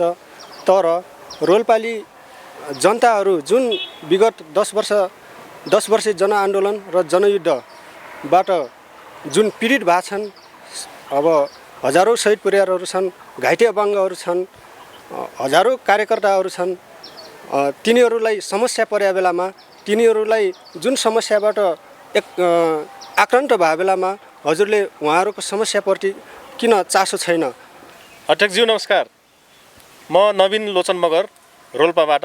म पूर्व जनमुक्ति सेनाको कम्पनी कमान्डर हो। रोल्पालीले तपाईँको दुःखमा अथवा तपाईँको पार्टीको अन्तर्विरोध, तपाईँको पार्टीको समस्यालाई बचाइदिन सधैँ रोल्पालीले मात्रै त्याग बलिदान गरिराख्नुपर्ने हो कि रोल्पालीको दुःखमा पनि तपाईँले केही सोच्नुपर्ने हो? प्रधानज्यू नमस्कार। म चितवनवासी। गत निर्वाचनमा तपाईँले धेरै चाहिँ आश्वासनहरू दिनुभएको थियो। माडी लगायत चितवनका क्षेत्र नम्बर 3 का धेरै बासिन्दाले धेरै ठुलो अपेक्षा गरेका थिए। निर्वाचन जितिसकेपछि तपाईँले गर्ने भनेका विकास निर्माणका कार्यहरू के भए र अहिले फेरि पुनः तपाईँको चाहिँ चितवनमा स्थानीय निर्वाचन हुँदैछ। स्थानीय निर्वाचनमा तपाईँले भरतपुर महानगरपालिकाको मेयरमा तपाईँकै छोरी रेणु दाहाललाई फेरि पुनः चाहिँ उठाउँदै हुनुहुन्छ के तपाईँ परिवारवादमा फस्नु भएको हो? नमस्कार प्रचण्डज्यू, म हजुरकै क्षेत्र नम्बर 3 को एक मतदाता हुँ। क्षेत्र नम्बर 3 का जनता चाहिँ हामी तितर-बितर भएका छौँ। हामीले कुन चिन्हमा केमा भोट हाल्ने हामी जनताहरू एकदमै यता लथालिङ्ग भएका छौँ। हामीलाई केही पनि थाहा छैन। र अर्को मेरो प्रश्न, हजुरको परिवार मात्रै उठ्नको कारण के हो?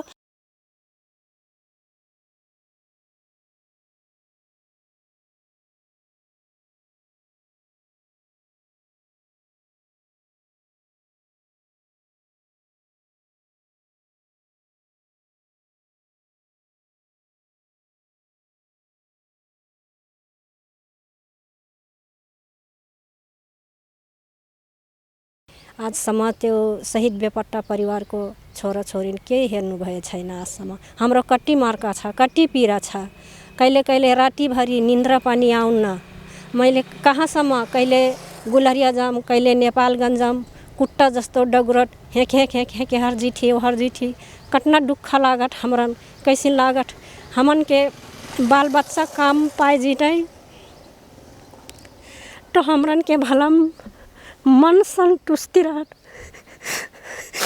हमरे बाटों में जाके जहाँ जाइले से हमरे अपन मन अपन पीरा हमन के वह कोट्टी आए थे, गाँव कोट्टी हुई थी। हमरे ये संचो हमरन के करी, ये पीरा हमन के संचो करी। सरकार नहीं करी तो के करी? एक जवाब के दी? सरकार दी। आज सम्म प्रचण्ड हमरन कुछ न्याय नहीं ढेले हो, कुछ नहीं ढेले हो। अब के जवाब? पीडा हुन्छ, पीडा त हुन्छ नै। दुई छाक खाना पाएको छैन शहीद परिवारले। म यसमा थोरै मात्रै उहाँहरूले भनेकोमा म के भन्न चाहन्छु भने, रोल्पाको साथीहरूले जे प्रश्न राख्नुभयो ठिकै हो। मैले जहिले नै अप्ठ्यारो पर्दा रोल्पा रुकुम जाने, त्यहाँको जनतासँग सहकार्य गर्ने, हिजो जनयुद्धको बेलामा गरेको पनि हो, अहिले पनि गरिराखेकै छु। र अस्ति पनि मैले रोल्पा जाँदा त्यो कुरा भने। म ती साथीहरू जसले मलाई प्रश्न गर्नुभयो उहाँहरूलाई धन्यवाद भन्छु। र मेरो कुरा के भन्छु भने, म अहिले चाहिँ रोल्पाली भन्दा सङ्कटमा छु भन्ने छ मेरो। रोल्पाले मलाई अहिले पनि सहयोग गर्नुपर्छ, म झन् ठुलो सङ्कटमा छु। रोल्पाका साथीहरूलाई म के भन्न चाहन्छु भने, अहिले उपराष्ट्रपति रोल्पाबाट हुनुहुन्छ, अर्थमन्त्री रोल्पाबाट हुनुभयो, अहिले रुकुमबाट हुनुहुन्छ, अरू मन्त्री हेर्नुहुन्छ भने सभामुख हुनुभयो रोल्पैबाट, कृष्णबहादुर मोहरा सभामुख हुनुभयो, ओन्सरी घरती सभामुख हुनुभयो रोल्पैबाट। त्यहाँदेखि रोल्पाले केही पाएन। रोल्पामा स्थानीय सरकार छ, म अस्ति गएर हेरेँ, सरकारले राम्रो काम गरिरहेका छन्। बाटोघाटो, शिक्षा, स्वास्थ्य, रोजगारी, यो कुरालाई केही नै होइन जस्तो गरी उहाँहरूले प्रश्न सोध्नुभयो, उहाँहरूले बुझ्नु भएन। अध्यक्ष प्रचण्डले ध्यान नदिएको भए रोल्पा त अझ। तर यी सबै भन्ने मान्छे तपाईँको मतदाताहरू हुन् हो, त्यो चाहिँ बुझेँ मैले। त्यसो भएर उहाँहरूलाई धन्यवाद भने। तर मैले पनि यति त भन्छु नि त, रोल्पाले गरेको योगदान, रुकुमले गरेको योगदान अनुसार उहाँहरूले पाउनु भएन भन्ने सत्य होइन। आफ्नो एउटा जीवन पनि देख्नुभयो, पार्टीको जीवन पनि देखिरहनु भयो। बेला बेलामा तपाईँ अलिकति कसैलाई सम्भावना देखाउन अथवा खुसी बनाउन भन्नुहुन्छ अथवा निराश बनाउन भन्नुहुन्छ? म राजनीतिबाट सन्यास लिन्छु पनि भन्नुहुन्छ, अलि भावुक हुनुहुन्छ, विरक्तिनु पनि हुन्छ। तपाईँको बुझाइमा ओभरअल सत्ता, शक्ति अथवा जिन्दगीको परिभाषा के रहेछ? यो मेरो अन्तिम प्रश्न। समग्र हेर्दा म जहिले पनि आशावादी भएर नै हेर्छु। देश दुनियाँलाई हेर्ने, जीवनलाई हेर्ने मेरो आफ्नै आउटलुक चाहिँ के हो भने उज्यालोतिर हेर्ने, अँध्यारोतिर धेरै हेर्ने होइन। एब्सोल्युटली। कहाँ छ सकारात्मक त्यो हेर्ने र सकारात्मक परिणतिको लागि, परिणामको लागि सङ्घर्ष गर्ने। कारण म सङ्घर्ष गरिराखेको छु। अहिले पनि मैले जति सङ्घर्ष जस्तो अप्ठ्यारोको बिचबाट गरेको छु, कहिलेकाहीँ मलाई लाग्छ अब यो मेरो लागि गर्वको कुरा पनि हो, कहिलेकाहीँ मेरो लागि बडो चाहिँ च्यालेन्जको कुरा, चुनौतीको कुरा पनि लाग्छ। तपाईँले देख्नुभयो शान्ति प्रक्रियामै आएपछि मैले पार्टीमा भएका उतार चढावहरू, देशको राजनीतिमा आएका उतार चढावहरू, तिनलाई समाधान गर्नको लागि मैले गरेको त्याग या तपस्या या भनौँ त्यसको लागि मैले गरेको मेहनत सम्झिँदा मलाई गर्व पनि लाग्छ। अनि शान्ति प्रक्रियामा आएपछि मेरो घर परिवारमा जस्ता जस्ता घटना घटेर अहिले जस्तो स्थितिमा भोगिराखेको छु, त्यसका बावजुद म राष्ट्रकै निम्ति, जनताकै निम्ति समर्पित भएर लागिराखेको छु। म लास्टसम्म लागिराख्छु। यही मेरो कमिटमेन्ट हो। म जस्तो अप्ठ्यारो परे पनि म लडिराख्छु। म कति माथि पुग्छु, तल पुग्छु, त्यो मेजर कुरा छैन। मेजर कुरा राष्ट्र र जनताको लागि, समाजको लागि, समृद्धिको लागि, समाजवादको लागि लडिराख्नु। यसरी छलफल गर्ने अवसर प्राप्त गरिरहँ। समय र संवादका लागि धन्यवाद। Thank you very much.